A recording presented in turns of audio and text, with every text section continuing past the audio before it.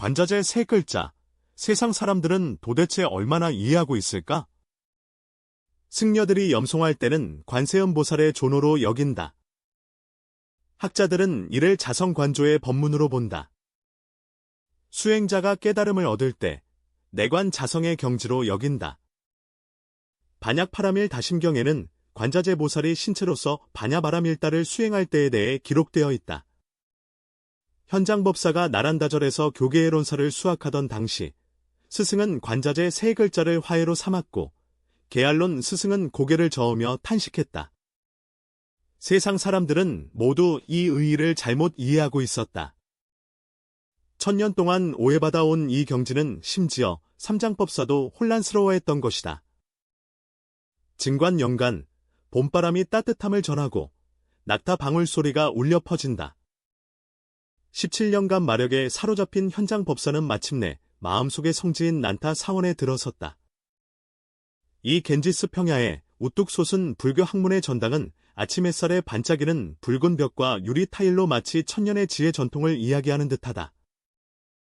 절 안의 장서는 바다와 같아 학자들이 모이고 사방에서 온법을 구하는 이들이 이곳에 모여 마음속 진리에 대한 갈망만을 품고 있다. 현장은 조마조마한 마음으로 일세의 종사인 계안론사와의 만남을 기다리고 있었다. 3일 후, 인연이 무르익다. 엄숙한 대강당에서 백미가 들이온 계열론사는 정중앙에 자리 잡고 주위에는 각국의 보학 지식들이 모여 있었다. 정통으로 가르침을 익힌 카시미르 학자 아난타, 궁중 중관을 어미 꾸짖은 추치 지광법사, 그리고 지역의 수호 신도들이 있다. 이런 모임은 필연적으로 사상의 불꽃을 일으키게 마련이다. 현장 존자는 공손히 손을 모으고 제자들은 먼 길을 마다하지 않고 왔으니 이는 진정 마음속의 뜻을 이루기 위함이다. 심경의 첫 글자인 관자는 보살의 한 말씀을 담고 있으며 제자들이 여러 해 동안 외워왔지만 그 깊은 뜻을 깨닫기 어려웠다. 만약 이 세 글자가 단지 보살의 성호라면 왜 관이 보살이라는 이유를 직접 말하지 않는가? 만약 수행법문이라면 어째서 곧바로 신체를 행하는 반야바라밀다를 이어서 수행하는가?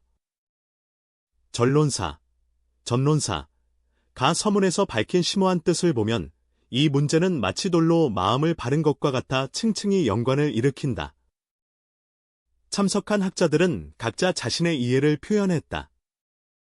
어떤 이는 관자재가 곧 관세음의 다른 이름이라고 보았고, 어떤 이는 이것이 한 수행의 경지라고 여겼으며, 또 어떤 이는 이것이 내면을 관찰하여 자신감을 얻는 방법이라고 생각했다.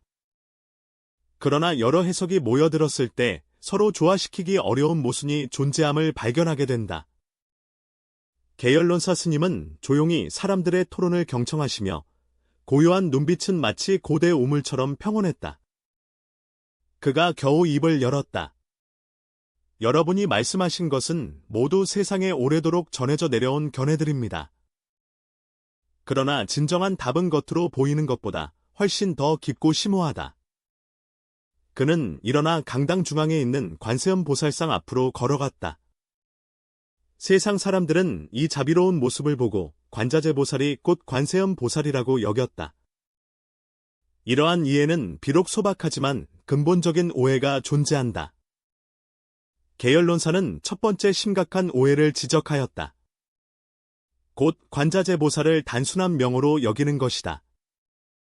만약 단지 호칭일 뿐이라면 신경의 전문은 겨우 260자에 불과하며 각 글자는 모두 신중하게 선택되었는데 왜 하필 관자를 사용하고 관사음을 사용하지 않은 것일까? 여기에는 반드시 깊은 뜻이 있습니다. 그의 말은 진한 선향수처럼 마음속에 스며들어 자리에 모인 학자들이 겉보기에는 단순해 보이는 이 문제를 다시 한번 깊이 생각하게 만들었다. 두 번째 오해는 더욱 미묘하다. 어떤 사람들은 관자재를 자성을 관조하는 수행법문으로 이해하며 관은 관찰하는 지혜이며 자재는 관찰 대상인 고요함이라고 여긴다. 표면적으로는 타당해 보이나 곰곰이 생각해보면 만약 정말 그렇다면 관자재보살과 행심빠냐 바라밀다 지혜는 어떻게 연결되는가? 두 문장 사이의 관계는 어떻게 이해해야 할까? 이 질문은 문제의 핵심을 정확히 찔러 모두를 더 깊은 사색에 빠지게 했다. 세 번째 오해가 가장 터무니없다. 더 나아가 어떤 이들은 자유자재함이 마음 내키는 대로 하고 구속받지 않는 것이라 여기며 수행은 원하는 대로 모든 것을 할 수 있는 경지에 이르는 것이라고 생각한다. 이러한 이해는 간단히 말해 불법의 근본적인 왜곡입니다. 만약 자잘한 진정으로 이런 의미라면 이는 방종을 부추기는 것이 아닌가? 불법이 어찌 사람들로 하여금 도덕을 멀리하고 인과에 역행하게 하겠는가? 개연은 논의의 어조를 엄숙하게 바꾸었다. 이러한 잘못된 이해는 수행자를 잘못된 길로 인도할 수 있습니다. 전통적인 해석들이 모두 편차가 있다면 진정한 의미는 무엇일까?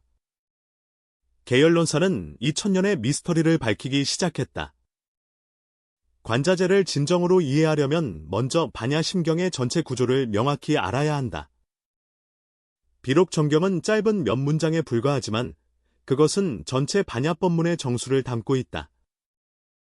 개편 관자는 보살이며 형심 반야 바라밀다일 때는 총기이고 중간에는 오온이 모두 공함을 비추어 일체 고학을 건널 때 펼쳐지며 마지막 주문은 결말이다. 그리고 전체 구조의 핵심은 개편의 이 두 문장에 있다. 여기에 핵심적인 문제가 숨겨져 있다. 이 두 문장 사이의 관계는 과연 무엇인가? 세상 사람들은 항상 그것들을 따로따로 이해하며 앞부분은 보살에 대해 이야기하고 뒷부분은 수행에 대해 이야기한다고 생각한다. 그러나 사실 그들은 동일한 진리를 묘사하고 있다는 것을 전혀 알지 못한다.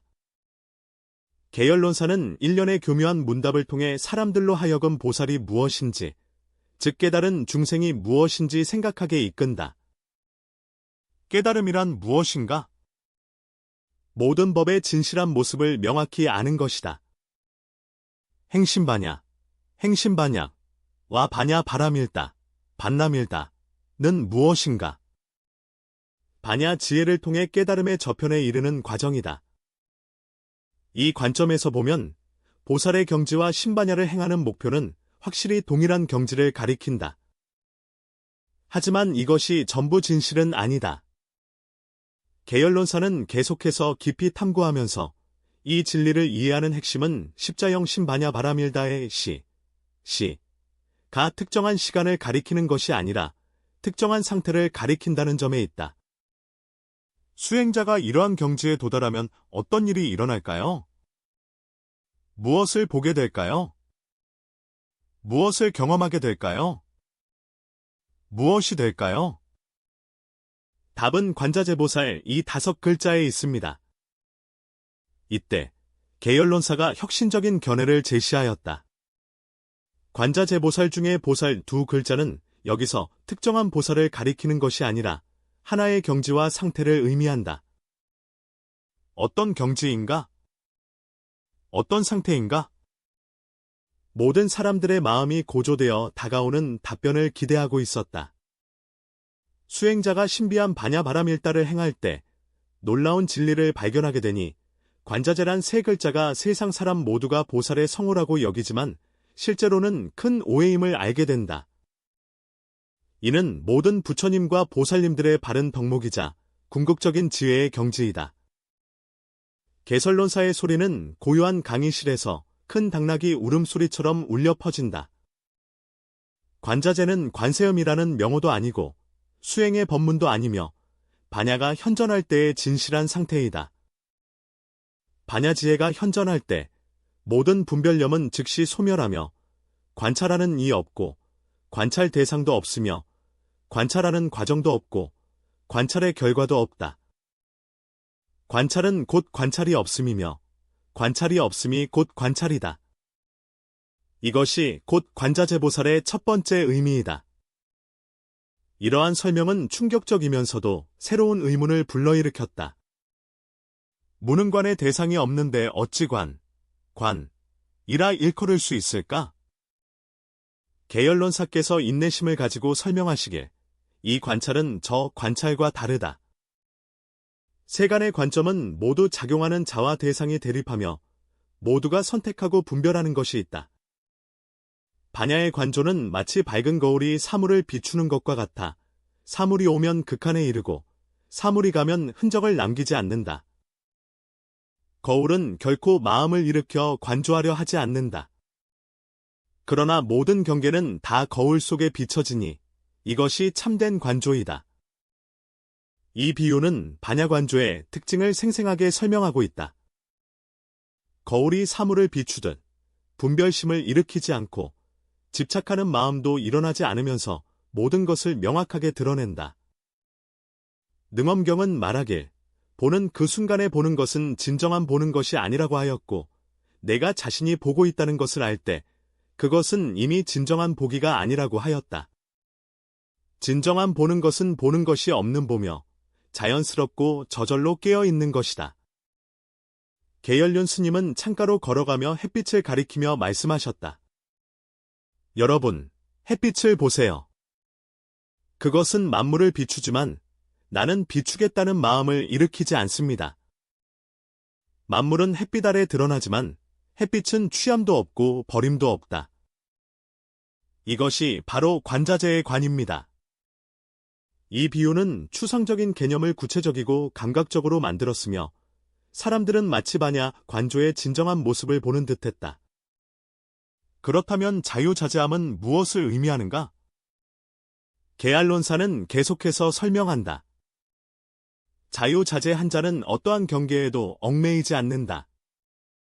선한 마음에 얽매이지 않고 악한 마음에 얽매이지 않으며 공성에 얽매이지 않고 상에 얽매이지 않으며 열반에 얽매이지 않고 생사에 얽매이지 않는다.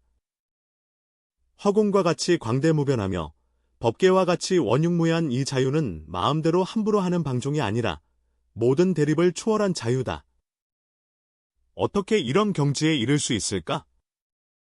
그것은 바로 색, 형, 과심, 신, 보리 반야 바라밀다의 의미를 깊이 이해하는 데 달려있다. 반야 바라밀다는 저편의 지혜이다. 저쪽 세계란 무엇인가? 이원적 대립을 초월한 궁극의 경지이다. 이안, 차안, 이란 무엇인가? 능소분별에 집착하는 혼란한 상태로부터 여기 어둠에서 저기 어둠으로 깊은 수행이 필요하다. 행심이란 무엇인가? 계열론사가 자세히 설명하기를 천영반야는 공의 이치를 이해하는 것이고 심영반야는 공의 실상을 직접 체험하는 것이며 최심영반야는 사물에 대한 모든 생각조차도 내려놓는 것이다. 내가 나를 정물로 여기는 마음조차 없을 때 관자재의 경계는 자연스럽게 드러난다. 이러한 단계별 심화된 수행은 궁극적으로 무수행무정, 무수무정의 경지에 도달하는 것을 목표로 한다. 여기에는 모순된 듯한 문제가 있다. 무수무정 하다면 어떻게 수행할 수 있을까? 현자의 지혜를 빌려 말하자면 바로 무수무정하기 때문에 진정한 수행인 것이다. 유마경은 말씀하시기를 저자도 없고 수용자도 없으며 수행은 무엇을 얻기 위함이 아니라 무엇을 버리기 위함이라고 하셨다.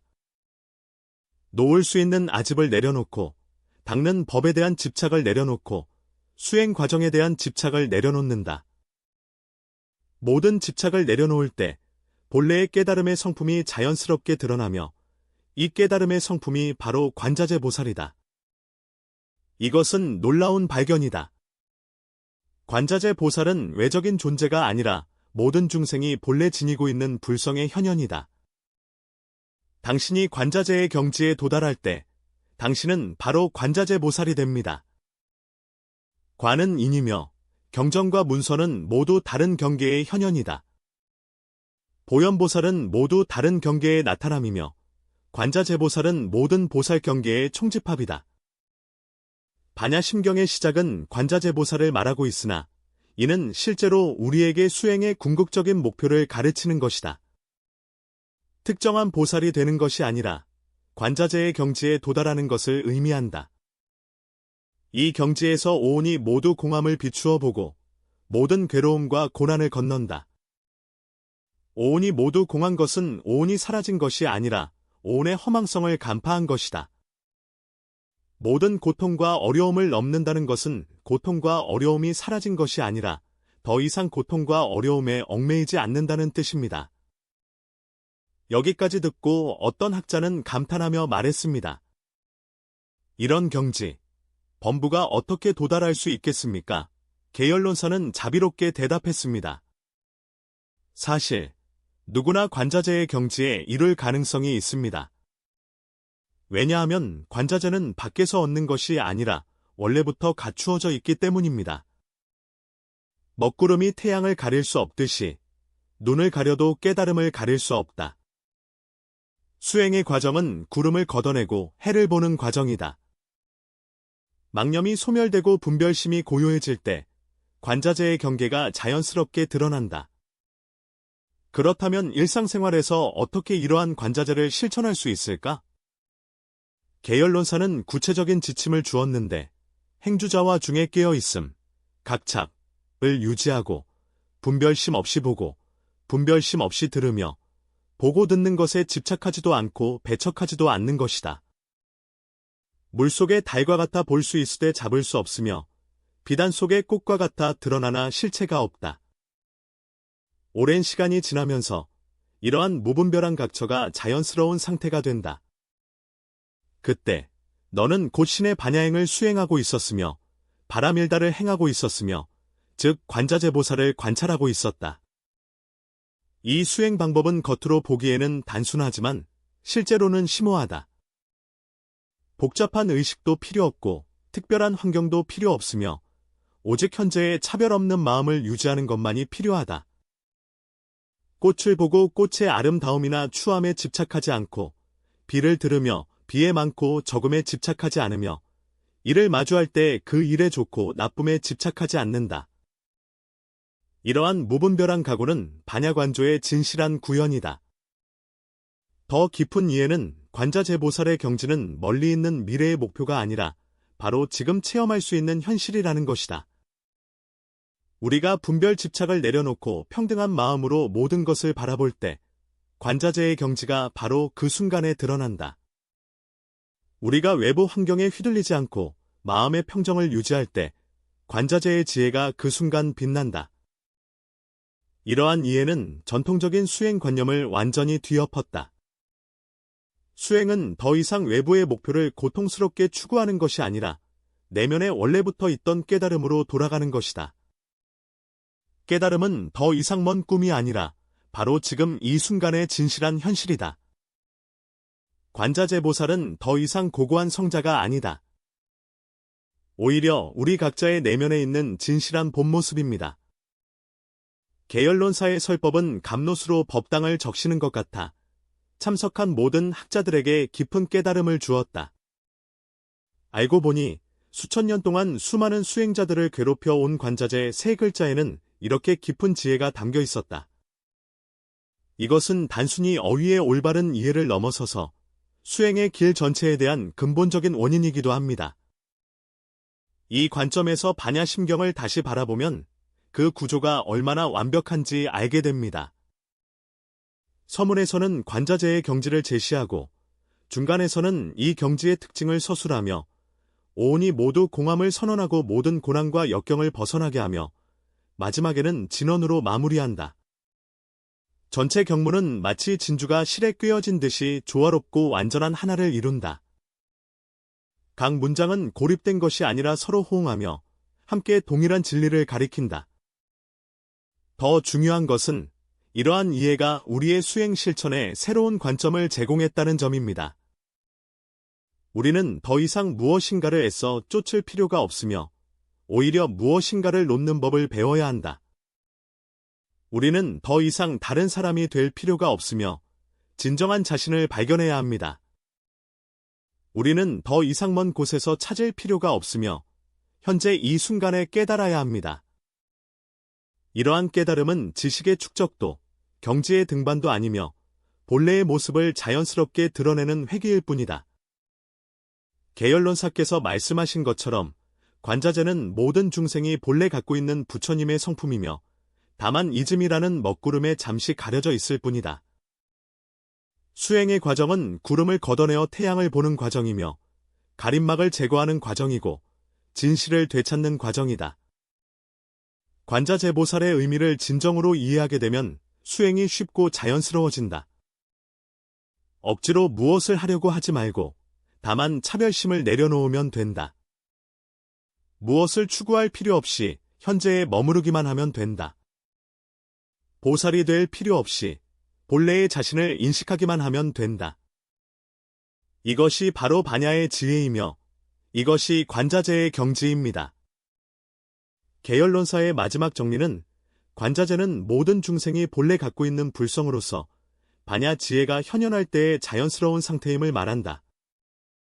우리가 모든 집착과 분별을 내려놓고 무분별하게 건축법의 진실을 만들어갈 때 관자재의 경계가 바로 그 순간에 드러난다. 이것이 바로 반야심경서도에서 관자재보살의 진정한 심오한 뜻이다. 이 말씀을 들은 후 현장법사와 여러 학생들은 깊은 감동을 받았다. 1000년 동안의 고민거리가 계열론사, 개연론사의 지혜로운 지도 아래 마침내 진상이 드러났다.